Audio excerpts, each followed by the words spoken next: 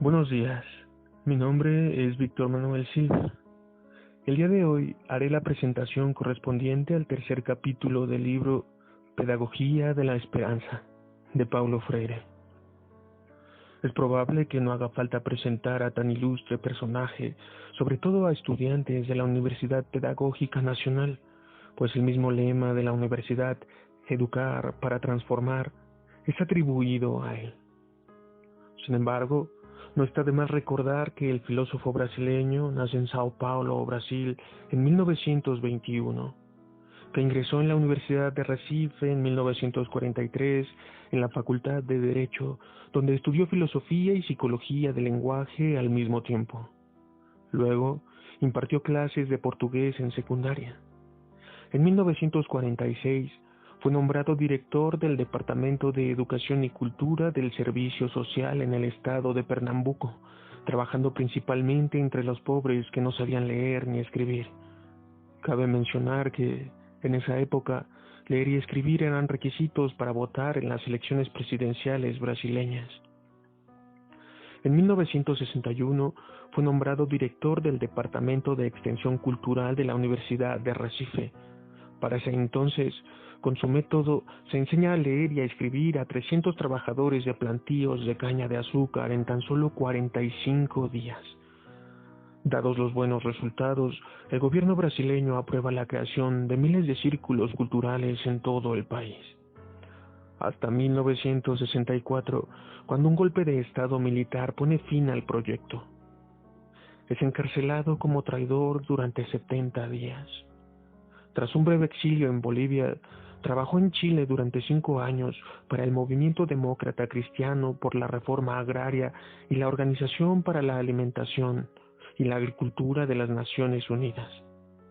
En 1967 publica su primer libro, La Educación como Práctica de la Libertad. El libro fue bien recibido y se le ofreció el puesto de profesor visitante en la Universidad de Harvard en 1969. Para entonces ya había escrito su obra más famosa, Pedagogía del Oprimido, publicada en inglés y en español en 1970. No obstante, se publica en Brasil hasta 1974, debido a las sucesivas dictaduras militares autoritarias que gobernaban en Brasil hasta entonces. En 1997, a sus 75 años, fallece. Empero, su pensamiento pedagógico continúa vigente hasta nuestros días y se considera que sus aportaciones sobre la alfabetización crítica emancipadora son un referente obligado en las nuevas aproximaciones socioculturales sobre la lectura y la escritura en el mundo contemporáneo. Pedagogía de la Esperanza, un reencuentro con la pedagogía del oprimido. Es publicado en portugués en 1992 y traducido al español en 1993. Al practicar la pedagogía crítica, hay que insertar a los educandos críticamente en la situación educativa en cuanto a situación de conocimiento. Para ello, se requiere forjar una seria disciplina intelectual que comience desde el nivel preescolar, la cual permita la apropiación o la aprehensión de los contenidos a enseñar. Así como no es posible enseñar a aprender sin enseñar cierto contenido, a través de cuyo conocimiento se aprende a aprender, tampoco se enseña dicha disciplina, a no ser en y por la práctica cognoscitiva de la que los educandos van volviéndose sujetos cada vez más críticos. Para construir tal disciplina, hay que entender que el acto de estudiar, de aprender, de conocer, de enseñar, no es un puro entretenimiento, una especie de juego con reglas flojas o sin reglas, ni tampoco un quehacer insípido, desagradable, fastidioso. Y, aunque es difícil y sobre todo exigente, también es placentero. Es preciso, pues, que los educandos descubran y sientan la alegría que hay en él, que forma parte de él y que está siempre dispuesta a invadir a cuantos se entreguen a él. El papel testimonial del profesor en la gestación de esa disciplina es enorme. Aquí, una vez más, su autoridad, de la que su competencia es una parte, desempeña una función importante.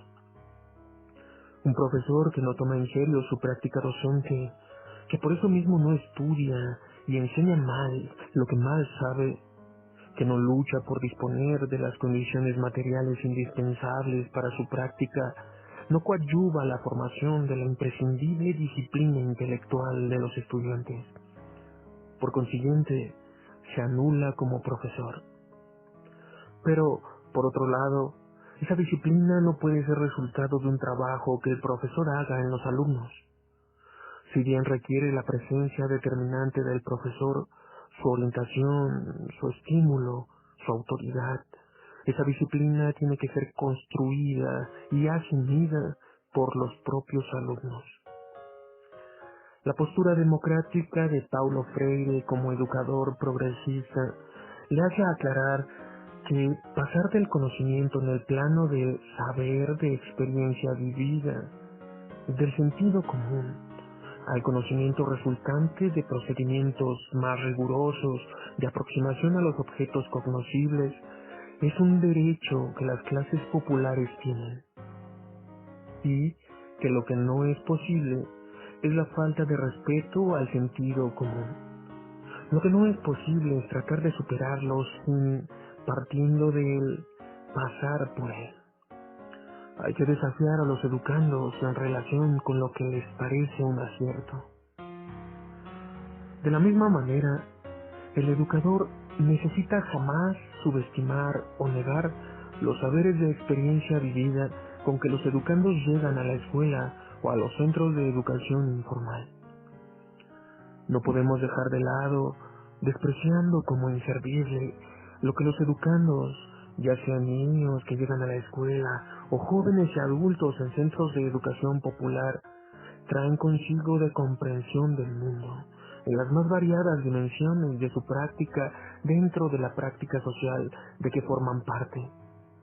Su habla, su manera de contar, de calcular, sus saberes en torno al llamado otro mundo, su religiosidad, sus saberes en torno a la salud, el cuerpo, la sexualidad, la vida, la muerte, la fuerza de los santos, los conjuros.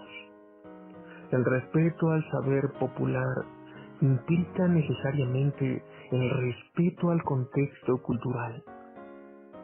La localidad de los educandos es el punto de partida para el conocimiento que se van creando del mundo. Su mundo, en última instancia, es el primer e inevitable rostro del mundo mismo. Lo regional surge de lo local, igual que lo nacional surge de lo regional, lo continental de lo nacional y lo mundial de lo continental. Como hombres insatisfechos con el mundo de injusticias que está ahí, al que el discurso pragmático les sugiere simplemente que se adapten, es obvio que debemos, hoy, tanto como ayer, estar atentos a las relaciones entre táctica y estrategia. Una cosa es llamar la atención de los militantes que continúan luchando por un mundo menos feo, sobre la necesidad de que sus tácticas primero no contradigan su estrategia, sus objetivos, su sueño. Segundo, de que esas tácticas, en cuanto camino de realización del sueño estratégico, se dan, se hacen, se realizan en la historia y por eso cambian. Y otra es decir simplemente que ya no hay por qué soñar. Soñar no es solo un acto político necesario, sino también una connotación de la forma histórico-social de estar siendo mujeres y hombres. Forma parte de la naturaleza humana que dentro de la historia se encuentra en permanente proceso de devenir, haciéndose y rehaciéndose en el proceso de hacer la historia como sujetos y objetos, mujeres y hombres, convirtiéndose en seres de la inserción en el mundo y no de la pura adaptación al mundo, terminaron por tener en el sueño también un motor de la historia. No hay cambio sin sueño, como no hay sueño sin esperanza.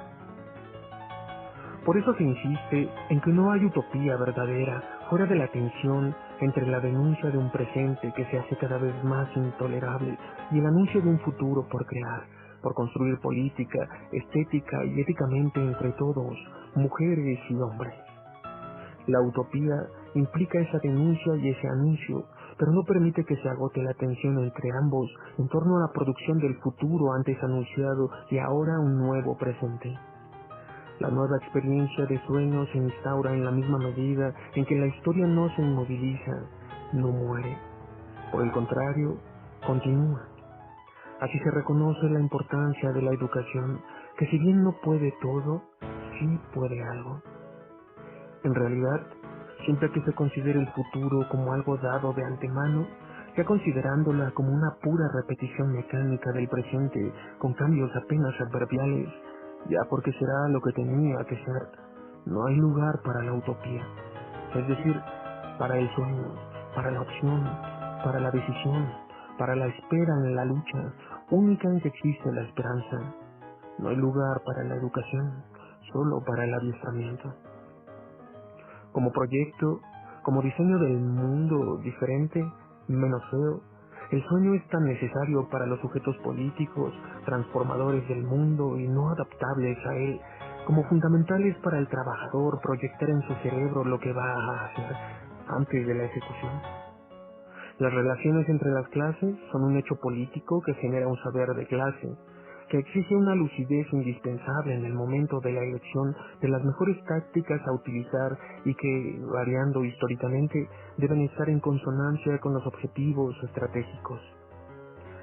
El desmoronamiento del llamado socialismo realista no significa, por un lado, que el socialismo en sí haya demostrado ser inviable y, por el otro, que la excelencia del capitalismo haya quedado demostrada. ¿Qué excelencia será esa que puede convivir con más de 1.000 millones de habitantes del mundo en desarrollo que viven en la pobreza, por no decir en la miseria? Por no hablar tampoco de la casi indiferencia con que convive con bolsones de pobreza y de miseria en su propio cuerpo el mundo desarrollado. ¿Qué excelencia será esa que duerme en paz con la presencia de un sinnúmero de hombres y mujeres cuyo hogar es la calle, y todavía dice que es culpa de ellos y ellas estar en la calle? ¿Qué excelencia será esa que poco o nada lucha contra las discriminaciones de sexo, de clase, de raza, como si negar lo diferente, humillarlo, ofenderlo, menospreciarlo, explotarlo, fuera un derecho de los individuos o de las clases, de las razas o de un sexo en posición de poder sobre el otro? ¿Qué excelencia será esa que registra tranquilamente en las estadísticas los millones de niños que llegan al mundo y no se quedan? Y cuando se quedan, se van temprano, en la infancia todavía. Y si son más resistentes y consiguen quedarse, pronto se despiden del mundo. El desmoronamiento del mundo socialista autoritario, que en muchos aspectos viene siendo una especie de oda a la libertad y viene dejando estupefactas, atónitas, desconcertadas y perdidas a muchas mentes antes bien comportadas, nos ofrece la posibilidad extraordinaria, aunque difícil, de continuar soñando y luchando por el sueño socialista, depurándolo de sus distorsiones autoritarias, de sus disgustos totalitarios, de su ceguera sectaria. Es por eso, dentro de algún tiempo, la lucha democrática contra la malignidad del capitalismo será incluso más fácil. Lo que se hace necesario es superar, entre muchas otras cosas, la certeza excesiva con que muchos marxistas se declaraban modernos y, asumiendo la humildad frente a las clases populares, volvernos posmodernamente menos seguros de nuestras certezas, progresistamente posmodernos. Mientras la violencia de los opresores hace de los oprimidos hombres a quienes se les prohíbe ser, la respuesta de estos a la violencia de aquellos se encuentra infundida del anhelo de búsqueda del derecho de ser. Los opresores, violentando y prohibiendo que los otros sean, no pueden a su vez ser. Los oprimidos, luchando por ser, al retirarles el poder de oprimir y de aplastar, les restauran la humanidad que habían perdido en el uso de la opresión. Es por esto por lo que solo los oprimidos, liberándose, pueden liberar a los opresores. Estos, en tanto clase que oprime, no pueden ni liberar ni liberarse. Finalmente, Para entender un poco más de el pensador y su pensamiento, les comparto un video breve.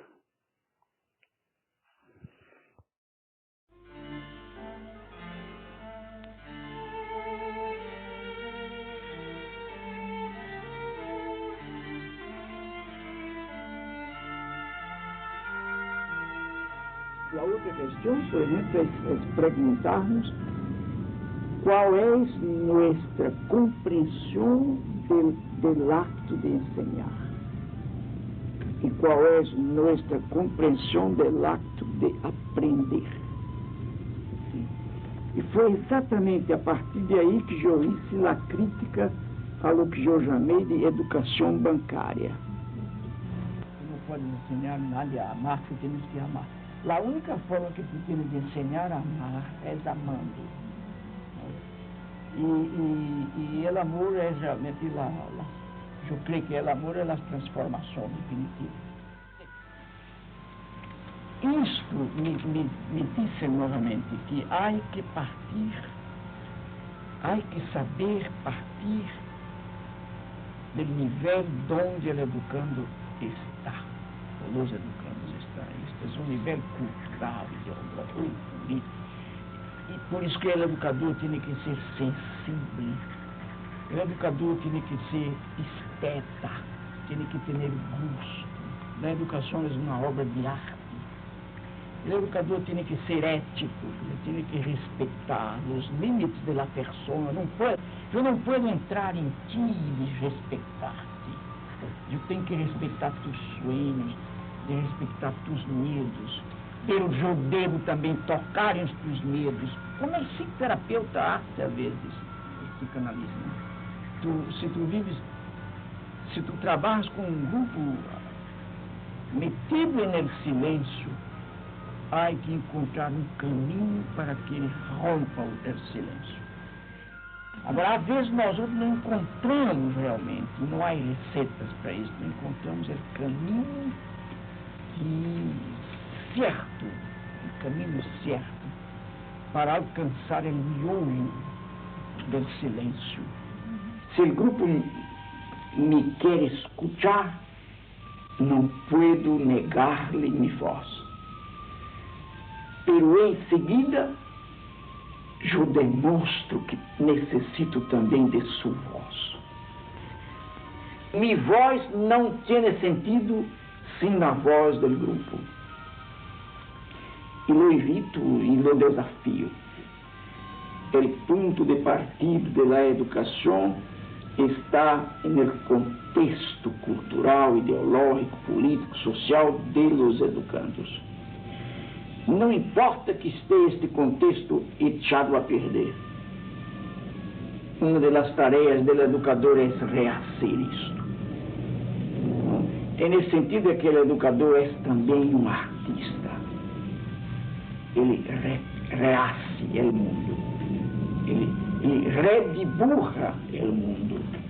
Repinta o mundo. Recanta o mundo. Redança o mundo.